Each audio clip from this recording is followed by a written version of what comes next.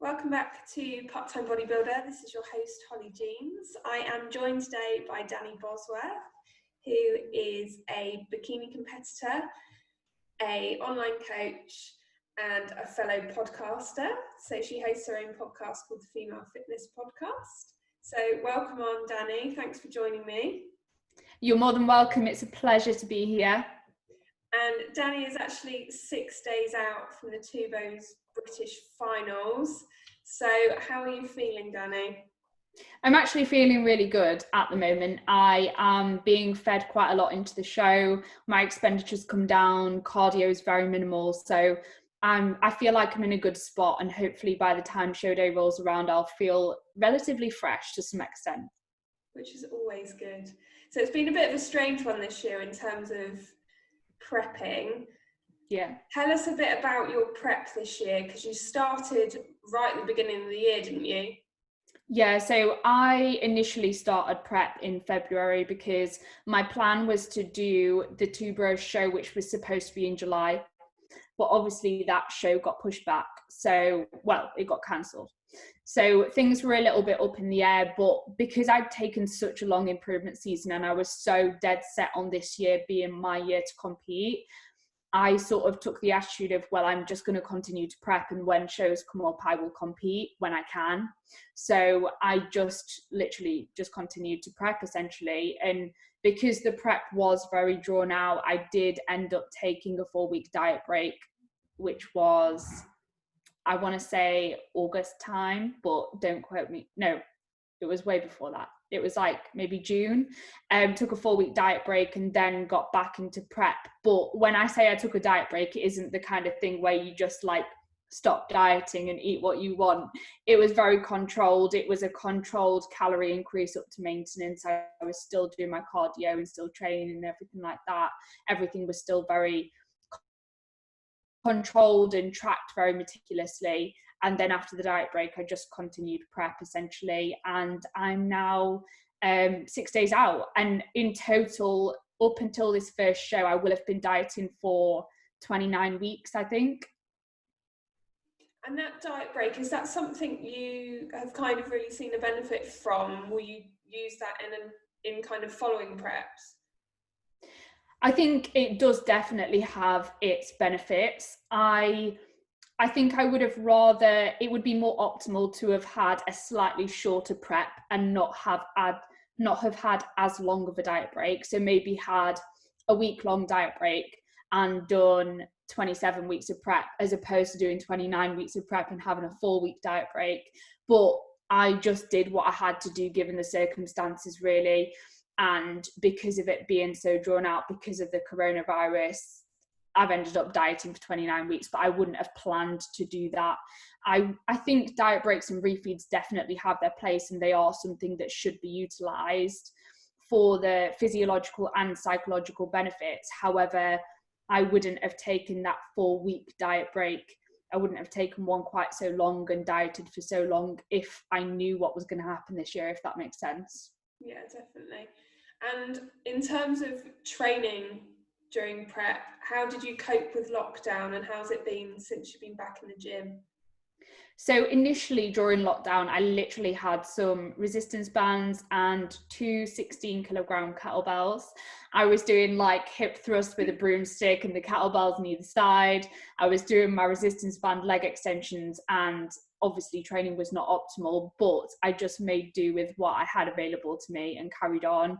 And then I managed to get my hands on a fair bit of kit, and we essentially turned the garage into a bit of a gym. So we started off, we got like a barbell and some plates and a squat rack, and then we slowly like added to that, and we ended up with quite a bit of kit. So actually my training didn't take too much of a hit during lockdown. It was obviously very different, like nothing compares to going to Ultraflex and being in that environment or whatever gym you are in and really getting your head in the zone and training.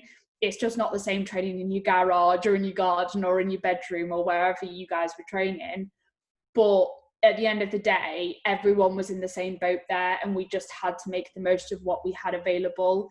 And actually, like, you can still make great progress with very minimal kit. And a lot of my clients made great progress. Like, I didn't really think it hindered my ability to progress, retain muscle tissue. If you really apply yourself, you can see great results during that period of time. So I just made do with what I had. Yes, training wasn't quite as enjoyable, but I did it. And then getting back into the gym, it was great. Like, I will never take the gym for granted ever again. I don't think anybody will do. Because like I said, just nothing compares to that atmosphere and the kit and like everything about it, and just going into a different environment to train, which is not your living and workspace, is a massive game changer in itself. So it's been amazing getting back into the gym. Yeah, I think the gym for a lot of us is so much more than just a place we go to train, isn't it? It's the social side, the atmosphere, and obviously the kit available is great. Definitely. And I've actually I've still been progressing with my training performance right up until now. So training's been very productive during prep, even until like a week out. I'm now doing, like, today is my last proper upper body session, and then it turns into sort of slightly reduced volume and intensity sessions, just so that I'm not carrying fatigue going into my show. But up until now, like, it's been progressive, it's been productive, I've been getting stronger, and everything's been going really well, other than my RDLs because of an injury that I've had through prep. Yeah, you've hurt your rib, haven't you? Yeah, luckily it's like just in the nick of time, it's better. But I did this about 7 weeks ago. What happened was I was doing an RDL set and I had a belt on, and the belt slipped down and my rib popped over the top of the belt. And it's called slipping rib syndrome. It's where your bottom rib sort of comes away from where it should be. And there's nothing really you can do about your ribs. You just have to let them heal, whether you've broken them or whatever you've done. So it was just quite painful whenever I was bracing and when I was twisting to pose. So I took a bit of a break from posing and was very, very careful with my exercise selection and my training. So been getting some treatment from an osteopath for that and a physiotherapist, and it's finally better. So in the nick of time. Yeah. The posing can be on point on the day. Yeah, hopefully. I was so worried about it. I was like, am I going to have to change my front pose? Should I just push my show date back? Because the last thing you want is to look awkward on stage or not be able to get into your poses properly. And it was really like irritating me that I couldn't. So I was genuinely debating like pushing my show date back, but luckily it's okay. I'm so glad it's got sorted in time. Yeah. Like you say, you want to present the best package, don't you? And if you don't feel like you can do that, it's really irritating, really frustrating. And are you doing anything special for peak week, or is it a case of kind of dropping a bit of fatigue and like you say, eating into the show? So yeah, really, like, because I'm already in condition, so we're not having to use peak week as a fat loss week, which is a situation which you want to be in, really. And it's just a case of topping up muscle glycogen stores so that I look a little bit fuller and tighter, dropping some fatigue and inflammation by reducing training volume and intensity, keeping sodium and water super consistent, making sure that my food sources are those that sit really well with me and that I've been consuming all the way through prep, and just making sure that everything is controlled quite meticulously. But I am in general I'm very meticulous all the way through prep. So I'm the type of person who will I measure out my water and I weigh out my salt through prep just to make sure everything is really controlled. So when it comes to peak week, I already know the quantities of those things and I just have to keep them super consistent. But yeah, it's just about removing some fatigue and inflammation, and I'm being fed quite a lot at the minute. Bring on the food. Yeah. And you've handed over the prep reins, haven't you? So what made you decide to enlist the help of a coach, and you've joined Cal from the Muscle Mentors, haven't you? Yeah, so I initially started off this prep, I was prepping myself, but I just got to the point where, obviously, first of all, this year has been incredibly unpredictable. So it's really hard to manage a prep like never mind the fact that I was coaching myself. And I'd been dieting for that long, and I started to find it not so enjoyable to coach myself. And I just wanted to enjoy my prep as an athlete rather than having to coach myself through the process. So I wanted someone to be able to just do the coaching side of things so that I could leave that to coaching my clients and enjoy that side of things with my clients, not have to worry about that with myself, and just crack on and be an athlete for once rather than just be a coach with myself as well as my clients. And you will know, anyone who has done a contest prep, as you go through a prep, your ability to look at yourself objectively definitely decreases. And I was getting to the point where I was looking at my own physique and just like picking myself apart a little bit. And I knew that that wasn't productive, and I was losing that ability to be objective with myself. And if I wanted to bring my best physique to the stage, I needed someone to be able to be objective with my physique, or for me to be objective with my own. So because I lost that ability, I knew that I needed someone to take the reins of my own prep. So I decided to get Cal to take over, and that was about 10 weeks out. So I've been working with Callum for 9 weeks now, and it's been great. And it's just been nice to, like I said, enjoy the prep as an athlete and just crack on with the process rather than trying to analyze my own physique and make the judgment calls with myself when I didn't really have that ability to be objective anymore. I think the hardest thing is actually quite a lot of the time you want to do more and you don't necessarily need to do more. So I think that's where having a coach really comes in well, to kind of pull the reins back when you need it. Definitely. And if I was coaching myself right now, I don't think I would be able to feed myself as much as Callum is feeding me right now, or drop my expenditure to the extent that he has, because you always have that sort of conservative head on, because the last thing you want to do is like lose condition or be soft on stage, and you always look at yourself so critically, and you just, well, I always think I just need to be leaner, I need to work harder. And that's not always the case to bring your best to the stage. No, and I think the mental side of competing is often harder than the physical. So having someone to bounce the ideas off and kind of reassure you that you're doing the right thing is always helpful as well. Definitely. Has it been nice as well being part of a team? Because that's something that I really enjoy, is having kind of teammates as well. Yeah, I mean, obviously I've not been working with Cal that long yet. I know a couple of his clients. I don't know loads of them extremely well, but it's nice to sort of like have that team element. Yeah, definitely. And you approach your preps and I think off season very differently to how I do. So I've always followed a structured meal plan. It's just the way I've done things, because I work full time and I'm not kind of trained within the fitness industry. It's not an area I work in. Kind of that takes the stress of it out for me, and that I quite like knowing what I have to eat and kind of what I'm doing day in, day out. How do you kind of approach macros on prep? Do you kind of tend to eat the same things every day, or do you use the flexibility? So at this point in prep, like I eat very similar meals every day. And I mean, even through my improvement season and in prep, I'm not the type of macro tracker who tries to get as much,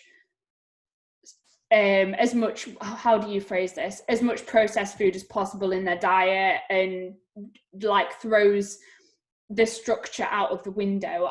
I am very structured, so I usually have my meals at the same times every day. I have a full serving of protein with every meal. I eat majoritively whole foods.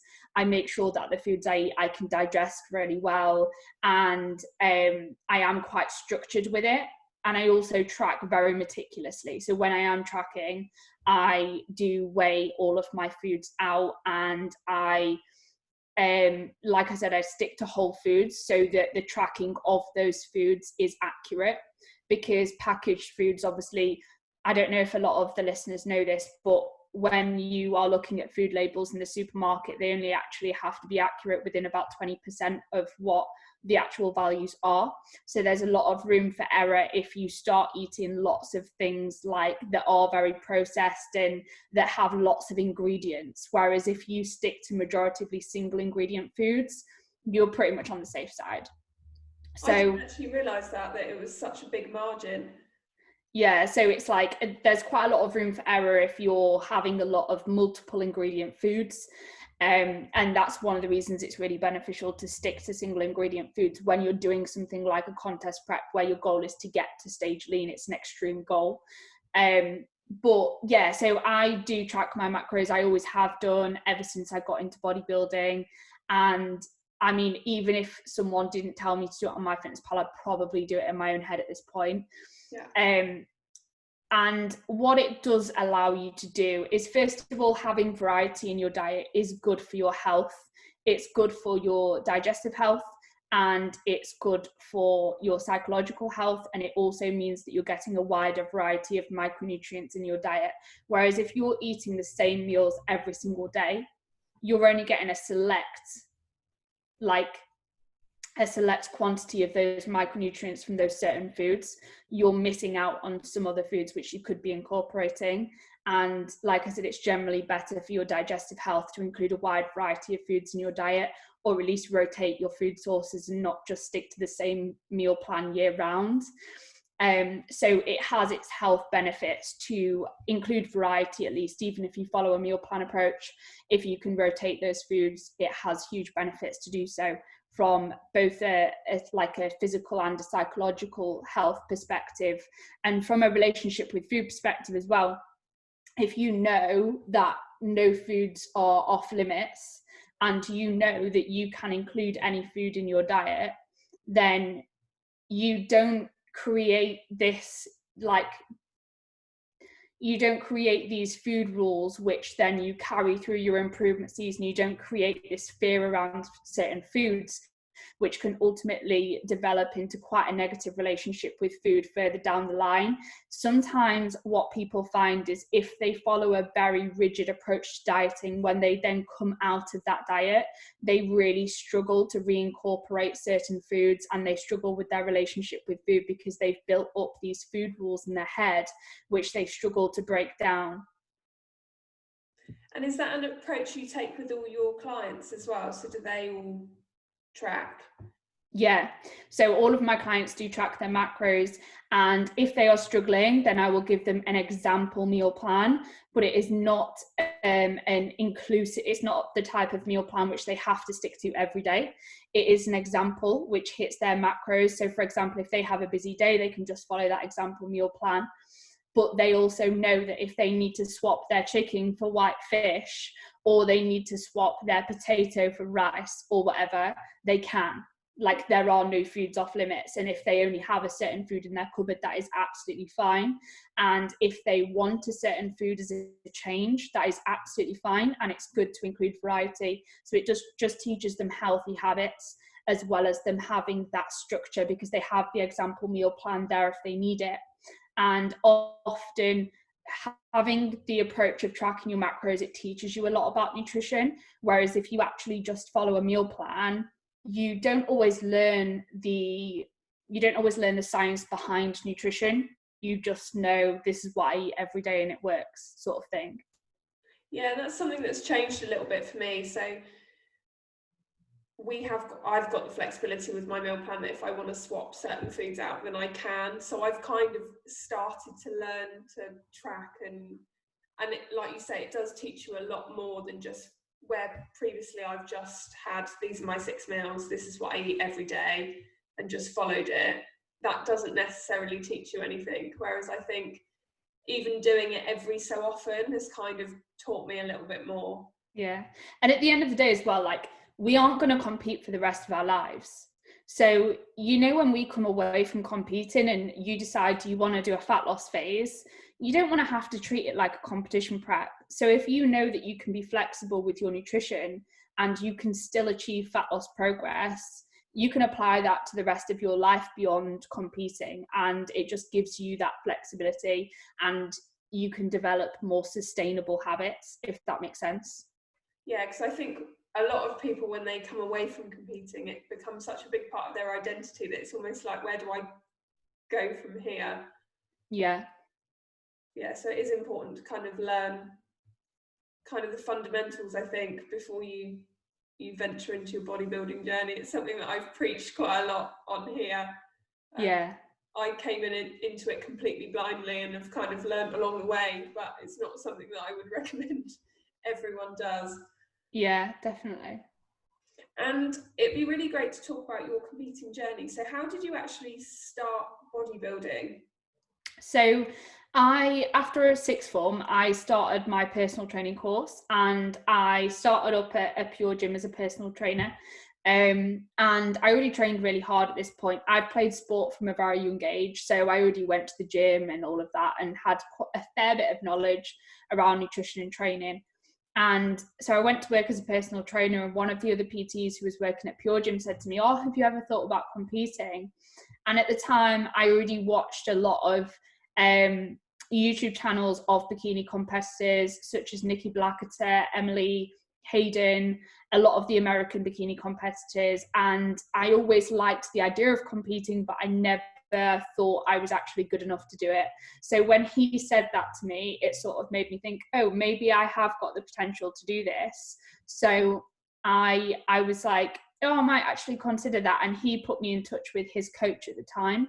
I started up with his coach and ended up competing that year. So that was in 2016. And my first prep was actually quite long. I think it was, I want to say maybe 20 weeks. And I lost like 30 pounds. So it was quite a long prep, and I lost quite a big chunk of weight. And I just fell in love with the entire process. Absolutely loved it. Didn't place at my first show, but I just loved it. And after that first show, I was like, right, I'm going to come back better, and I'm going to do better than this next time. So after that first show, didn't compete for a while. I think I took a 6-month off season, and then competed again the following year and won my junior bikini class. And then the week after, I came second in my height class, and this was with UKBFF, who were the biggest federation at the time. They were the route to your IFBB Pro card. They aren't anymore, obviously, but in 2016, they were like the federation which everyone competed with. So did 2016, 2017, and then I competed again in 2018. 2018 is where everything sort of changed, and people started to move over to the PCA, and Two Bros became the route to your IFBB Pro card. So I was sort of halfway through my prep, and actually that all happened. So I decided to switch over to the PCA, which was a new federation for me, but it was exciting. So I competed with the PCA at the end in junior bikini and won my class, and then won the overall at that show. And then I actually ended up prepping myself the back end of that prep for the last, must have been about like 10 weeks, maybe just over 10 weeks. So I ended up coaching myself the back end of that prep.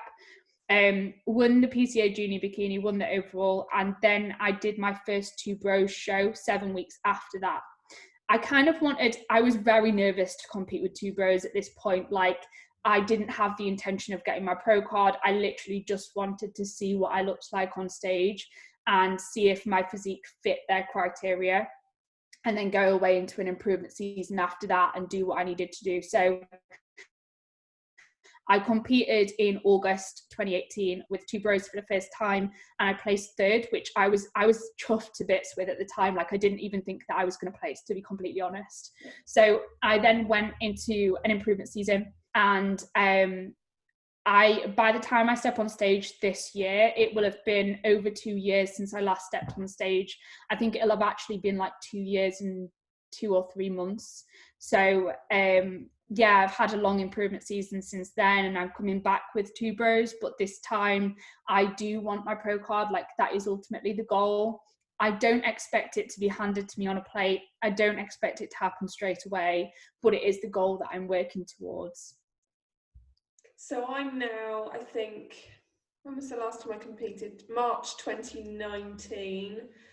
and I don't intend to compete until next year. So I'm in a very similar position to how you were, that I did 2 bros in 2019 just to see where I stood in the lineup. Something that I would recommend to a lot of people. A lot of people kind of come out with they don't think they're good enough for 2 bros, but I think it's always beneficial to see where you stand. Definitely. I'm really interested to hear the kind of the benefits that you feel that long improvement season gave you, because a lot of bikini girls don't take that long away from the stage. Yeah. So first of all, from a physique perspective, like when I did compete with 2 bros, it was quite clear that I needed more muscle tissue and more muscle density. I was one of the smaller girls on stage, and I was also probably the youngest in my category as well, because I was a junior at the time, and I did my height class. I didn't do a junior class because there wasn't one with 2 bros. So I was one of the younger girls. I was lacking muscle density. I was lacking muscle tissue. So I needed to take time away to build that muscle tissue. And for those of you who don't know, like, building muscle tissue takes a very long time. It's not a case of you just, you know, spend a couple of months in a surplus and your shoulders blow up. Like, it takes so long. And even before you start to progress with hypertrophy post-show, you have to recover from the prep itself to be in a position to actually progress with hypertrophy, to apply progressive overload, to recover from your training efficiently, and therefore adapt to your training. So you don't just go post-show, eat a load of donuts and like blow up. It's not the case. Like, it takes such a long time and a lot of hard work. So I knew I needed an extended period of time to make the improvements that I needed. I couldn't do that. I couldn't put that amount of muscle tissue on in 6 months. It just wasn't going to happen. Especially for someone like myself, like, I do have quite a small frame, and I actually find it quite difficult to put muscle tissue on. I mean, like, I know people might look at me now and think I'm quite muscular, but I've been training for a long time. Like, I've been training for 5 or 6 years now in a bodybuilding style of training with progressive overload. So it takes a very long time. And then psychologically as well, I've just done 3 years of competing back to back. That takes its toll on you. Like, a prep is difficult, and it takes a long time to recover from that prep and to settle into your improvement season, to break down some of the behaviors that you might have developed through the prep, to regain your menstrual cycle. From a health perspective, taking this time in an improvement season phase between preps when you need to is absolutely fundamental. Like, honestly, it's such a game changer. And if you re-enter a prep too soon when you haven't sorted your health out, whether that be your mental or physical health, that is only going to get worse through the prep, and it's going to take even longer for you to recover from that. So for example, if you went into a prep without a menstrual cycle, you are only going to decrease your chances of ever getting that menstrual cycle back. And losing your menstrual cycle is not just about the period itself. It comes along with other negatives, such as an increased risk of bone issues, low estrogen, digestion issues. Like, there are so many things which come alongside that. So it's not just like, oh yeah, I haven't got a cycle, so what? There's so much more that comes alongside that. And you have to think long term rather than just thinking with your competitor head on of, I just want to place. So from a health perspective, absolutely fundamental. And through that improvement season, I actually discovered that I did have an underactive thyroid. And so that's one of the issues that I corrected in my improvement season. I now just medicate that, and my thyroid is in a normal range. So that's an issue that I fixed through my improvement season to enable me to prep efficiently now. And yeah, and it also allows you time to put energy into areas of your life away from bodybuilding, because at the end of the day, we are not just bodybuilders. Like, there is more to you than just the person that steps on stage in a bikini and competes. And it's so important to recognize that, because like I said, we're not going to bodybuild forever. Yes, it's an absolutely huge part of my life, and I put so much work into it and so much effort into it, and I have big goals, but I also know that I'm a person outside of that as well. And it's really important to recognize that and to be able to give those areas of your lifetime and effort as well as just bodybuilding. Yeah, and I also think that there's a better time to prep as well. I know in 2019 I probably could have done with not prepping, with the amount of stuff, like you say, I was trying to build a career, I was trying to save to move out, and actually the stress that you put on yourself by putting your body through a prep isn't always beneficial and can actually make the prep more difficult. Yeah, so definitely. It's recognizing that sometimes it's not the best time, however much you want to compete. Yeah. And for example, if someone has an absolutely huge like career target on a particular year and they need to be functioning to their true potential from a cognitive ability perspective, and they need to put a huge amount of time and effort into that career goal, then that year might not be the best year for them to compete, because they need to give so much time and effort to that career goal, and competing might take away from that. And that doesn't mean that they can't compete ever. It just means that the timing needs to be right. And have you seen the benefits going into prep to taking that long off season? Has it made the prep any easier? Yeah, definitely. Even from the perspective of like mentally, I was so resilient going into this prep. I was like, this is going to be my year. So this year being so crazy with the coronavirus, shows being pushed back, having to train from home, because I was so committed to this prep and I was so ready going into it, it didn't faze me, because I didn't give myself the option of not going through with the prep. Whereas, do you know when you sort of go into a prep and you're not ready? I probably did this in 2018. You sort of have in your head, you sort of question, is this the year that I really should be competing? Is this the right thing to do? So if something then comes along like the coronavirus and throws shit at the fan in your prep, then you're probably going to either have some issues with adherence, or you're not going to follow through with that prep because your mentality is not as strong. Whereas if you've taken such a long time off and you have a really strong mentality going into a prep and you're ready for it both mentally and physically, you're not going to let those type of things knock you, and your prep is going to be so much more successful because of that. And I'm a big believer that the way you are mentally is going to have a huge impact on what actually happens physically. So if you have a strong mindset in a prep, you're probably going to get a much better end product.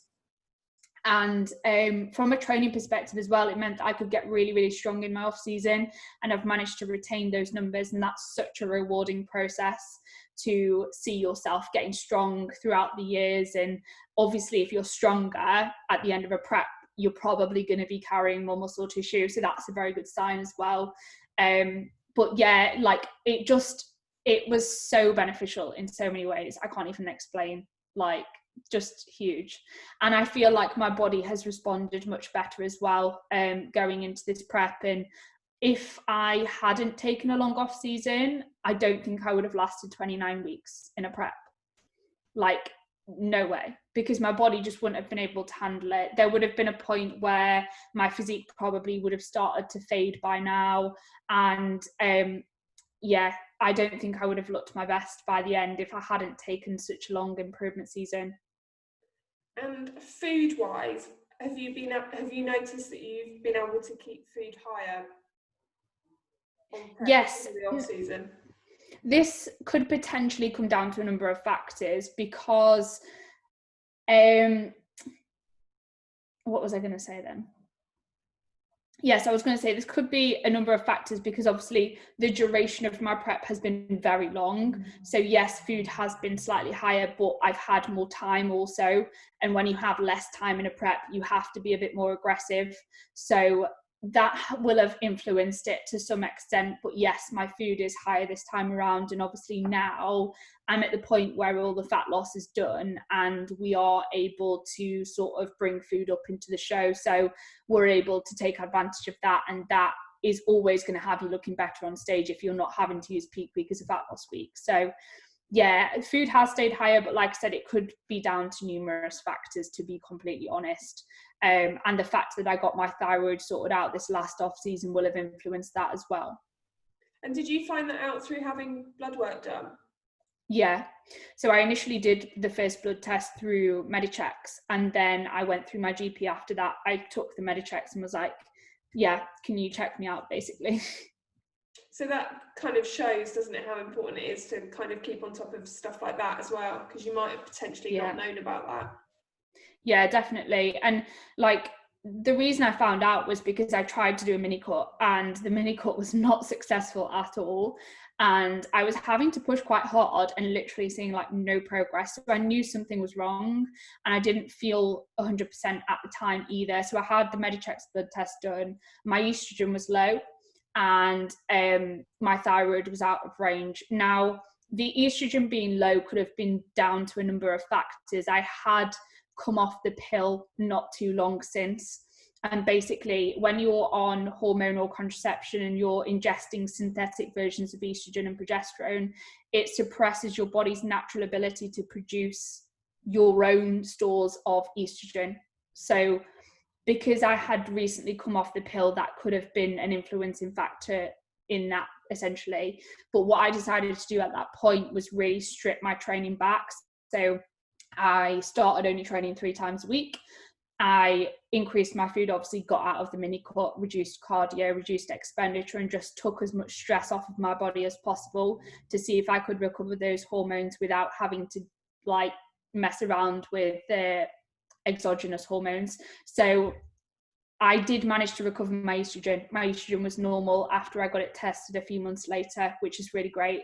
But my thyroid was still out of range. So that's when I went to my GP with those results. I had someone called Dr. Nicola Rinaldi on here. Oh, did you? Ago, yeah. And it was really... I've read her book. I've read it. Yeah, No Period, Now What? And she talks about kind of cutting out any intense exercise and making sure your calories are over 2,500 a day. So that was really interesting. Yeah, I think it's great that you had her on the podcast. I'll have to listen to that. I haven't listened to that one yet. But yeah, I've read her book. Obviously, her book is all about regaining your menstrual cycle for people that have lost it, down to numerous reasons. I think like you can recover your menstrual cycle without doing those exact protocols, depending on what your circumstances are, how long you've been without it, why you've lost it, etc. Like for example, in post competition prep, I've regained my menstrual cycle without having to really pull back on training like that. But in that situation, when I knew my hormones were jacked up, I wanted to do everything I could to make sure that I was getting myself in the best position possible. So I really did strip my training back and took as much stress off my body as I possibly could. I actually started intuitive eating, so I stopped tracking my macros for a period of time. And like I said, my estrogen was actually okay after a few months. So I was really thankful for that. I think it's such an important topic that kind of gets brushed aside sometimes. And I think as females, we kind of go, oh, it'll be all right. Well, you know, it will come back. But kind of taking ownership of it and kind of looking into it is definitely something that's important. Yeah, definitely. And like I've actually, this is an interesting point. It's a bit off topic, but it's interesting. After one of my preps, I went to my GP because I was worried about the fact that I'd lost my cycle through the prep, and they diagnosed me with PCOS. Now, I think that was an incorrect diagnosis, and it was just amenorrhea that I had, because obviously I did have a regular cycle, but I lost it through the prep. And the reason they diagnosed me with PCOS is because I had absent cycles, and I went for the scan and I had cysts on my ovaries. But you can still have cysts on your ovaries when you have amenorrhea. And I'm sure Nicola Rinaldi actually probably touched on that.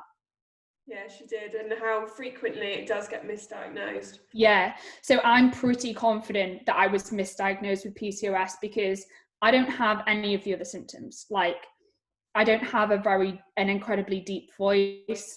I don't have like hair apart from on my head, you know. And I've actually had blood tests to check my testosterone and my androgens, and they're not where someone with PCOS would be. So it didn't make sense for me to have PCOS. So I'm pretty confident that was an incorrect diagnosis. So that's something for people to bear in mind as well. Like, don't just think, oh, I've got PCOS, so that's why I've lost my cycle, that's what I was diagnosed with. Just make sure you dig into it a little bit more, because I've had regular cycles since then with no issues. Yeah, and every prep's different. So I lost mine, I think it was 11 months on my first prep. Similar, I went to the doctors and they actually said, oh, you're on the implant, it'll probably be that, you know, your periods can change at any point on the implant, you know, more or less, it's fine. So I decided to have it taken out after my second prep, just to let my hormones regulate, come back within 3 months second time. So it is interesting. Yeah, definitely. And I think you learn a lot. I know, you know, coming off all contraceptives for some people is not an option, but for me, I've kind of learned a lot about my body, and I'm probably more in tune with it than I've ever been. Oh yeah, same. I'm not on anything. I'll be really open about that. Like, for a long time I haven't. The last time I was on hormonal contraception was, I want to say, like December 2018. So since then I haven't been on anything, and I felt so much better since, like, everything, since my estrogen has recovered after I came off hormonal contraception, since I got all my thyroid sorted, and since I've not been on anything, I feel so much better in myself, like in so many ways. Yeah, same as me. A little bit off topic there, but it's always good. It's a good one to cover. Sorry about that tangent there. No, it was good. So plans for this year, obviously we're going into the British finals in 6 days. What is the plan after that? Yeah. So at the British finals, I am doing both junior and my height class. Like I said earlier, my ultimate goal this season is to get my pro card. But if it doesn't happen, I'm not the type of person to kick up a fuss. Like, if someone's better than me on the day, that's how it is. I need to go away and improve. So we'll see what the outcome is of the British finals. And then after that, I may do the Ben Weeder, which is 3 weeks after, depending on the outcome of the British.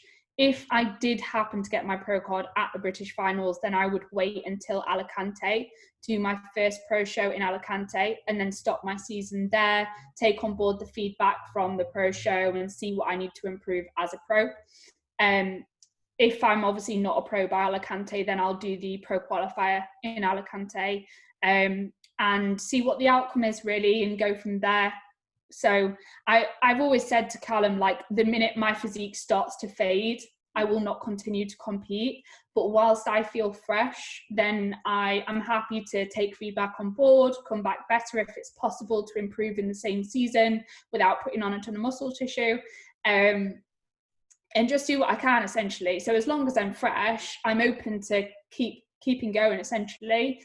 But only if I'm close. Like, for example, if I didn't get into the overall repeatedly, then I would not continue trying to get my pro card, because I obviously do not deserve it. But if I keep getting into the overall and I keep coming second or third or whatever, then I'll continue. And if my feedback is positive and that I need to maybe get a little bit tighter or do something slightly differently, then I'll take that feedback on board and then try and come back better for the next show. I think that's a great way to do it, kind of just go with the flow and see what the feedback is. Because like you say, if they come back and say you've got to build a load of muscle, that's not something you can do overnight. Yeah. No, definitely not. Whereas if they say something like, I don't know, you could be a touch leaner, or we didn't like your bikini color, or you could tweak your posing, then why would you not continue? Because they're tiny tweaks which you could do within a few weeks, you know? Yeah, and while you're stage lean, you might as well do it, because it takes an awful lot of effort to get there. Yeah, exactly. And the bikini class, as you will know, Holly, is extremely subjective. And sometimes from show to show, the criteria can differ slightly. So, you know, it's really important not to be mega disheartened by one show placing, because you never know what they're going to look for, who's going to turn up. And it can just, you know, you never know what's going to happen, really. No, and sometimes they go for such completely different looks that it entirely depends on the judging panel. And I've kind of heard that the more American judging as opposed to the European is slightly different as well. Yeah, definitely. And even from the UK to like European countries like Alicante, it can differ quite greatly. And it just, like you said, depends on the judging panel, who turns up, who's in your category, are the majority of people muscular, or the majority of people quite slender. Like, there's so many things which can come into it. It's mad. And I also think the more stage time that you get is probably better as well, because I think when you've been away from the stage for say 2 years, it takes a little while to get back in the swing of things. So maybe Definitely. more than one show is beneficial as well to kind of get Yeah. the confidence back. Hence why I've done the junior category as well. Like, obviously, I've just said my goal is to get my pro card. I can't do that in the junior category. However, it is more stage experience, and that is so beneficial. And I was saying this actually to a friend on Instagram the other day, like, you can't replicate the feeling of show day. You can't replicate the feeling of being on stage. So the more stage experience you can get, really, the better, especially when you're planning on going into the pro league with girls who've got years of experience on a pro stage. Like, you want as much experience as you can possibly get, really. Yeah, and I did that with two bros, so I did intermediate and then I did open. And I have to say I felt a lot better going out the second time for open. So you'll probably find that by the time you get out the second time after junior. Definitely. It was the same when I used to compete with the UK BFF. I did a finals and the junior class was on before the open, and I remember going on for junior and I was like shaking and super nervous, and then I had like maybe an hour between the two classes, put my feet up a little bit, went on for open, and I was absolutely fine. I was so confident. I looked so much better on stage. So it just goes to show, like, sometimes it just takes that like getting out of your comfort zone and doing it for the first time again before you can sort of settle into it. It's weird stuff as well, like really simple stuff, like knowing where the markers are and where you need to stand at the side of the stage. And it sounds really silly, but I get a little bit awkward the first time that I've got to go on and they're kind of pointing you where to go, whereas second time you just know. Yeah, I know exactly what you mean. I'm like, oh, over here. And is there anything different in terms of show day, considering the situation? Do you know whether you need to wear a mask on stage or whether tanning and stuff's going ahead? So tanning is going ahead. They're quite strict on the time slots, I think, to make sure that there's not too many people in the room at once. But tanning's going ahead, and I think there's less people in the venue, and it is a smaller venue this time around. It's the Pump House in Watford, so there's going to be less of an audience. But at the end of the day, I'm not too bothered about that. Like, there's going to be a live stream anyway, so for friends and family that want to watch, they can do. And we don't have to wear a mask on stage, as far as I'm aware. I have said to my bikini maker, I was like, just in case, can you make me a matching mask for my bikini, please? Because the last thing I would want is to wear one of those like blue or white masks with my certain colour bikini. But yeah, so I'm hoping that we don't, put it that way. Yeah, I hope not as well. But at least they are letting some spectators come in, so there's a bit of an atmosphere. Yeah, definitely. So final question before I let you go. What is your favourite thing about competing and what do you find the most challenging? So my favourite thing about competing is how much it teaches you, which you can then apply to the rest of your life. Like, it just teaches you to be resilient, to be disciplined. It teaches you that you can overcome anything that you put your mind to. And it teaches you, like, the nature of bodybuilding. You literally get out, from a physique perspective, what you put in. Like, your hard work is rewarded. And I love that, because you can then apply that to the rest of your life. Like, if you put the work in for something, you will make progress. Yes, it might take a long time, but you will eventually get where you want to be. And like I said, what it teaches you about yourself and the discipline, which can then be applied to business, to whatever your goals may be. And the thing I find the hardest, maybe, do you know what? Like, from an energy level perspective, the majority of this prep, I've actually felt really good.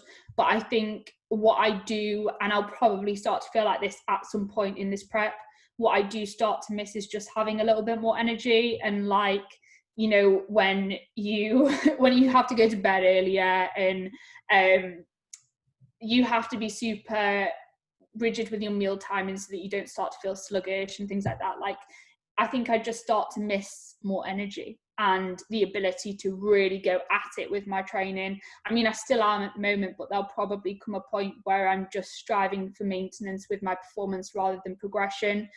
And that's what I miss, because I love being able to progress with my training performance and train really hard and beat my numbers each week. You know, that's a huge motivator for me. Yeah, and I come into bodybuilding because I love training. So when that Yeah. starts to dip off, it's kind of like, Yeah, definitely. Well, it's been an absolute pleasure. If people want to find you, where can they find you? So I'm just on Instagram as Danni Bosworth, and my client page is like Team DB with 2 underscores after it. Awkward, I know. And my website is dannibosworth.com, and my email is hello@dannibosworth.com. Lovely. Well, I will tag all the social media links and the website links in the show notes, and I will also tag Danni's podcast because it is very good, so I recommend you go and listen to that as well. And thanks for joining me, and I wish you all the best for 6 days' time. I will be watching eagerly to see how you do. Thank you so much for having me, Holly. It's been an absolute pleasure.